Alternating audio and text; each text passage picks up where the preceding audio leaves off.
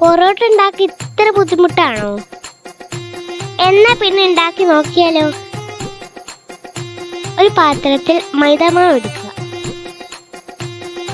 1 table spoon പഞ്ചസാര, 1 teaspoon ഉപ്പ്, പിന്നെ കുറച്ച് വെള്ളം ഒഴിച്ച് നല്ലപോലെ മിക്സ് ചെയ്യുക. മിനിമം ഒരു 15 മിനിറ്റ് കുഴയ്ക്കണം. ഈ കുഴച്ച് കഴിയുമ്പോൾ ഒരു പാത്രത്തിൽ നെയ്യ് പരത്തിയിട്ട് അതിൻ്റെ മുകളിൽ ഈ മാവ് വയ്ക്കുക. ഇനി ആ മാവിൻ്റെ മുകളിൽ കുറച്ച് നെയ്യ് പരത്താം.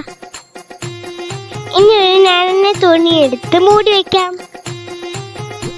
20 മിനിറ്റ് കഴിഞ്ഞിട്ട് ഇങ്ങനെ ഉരുട്ടിയെടുക്കണം.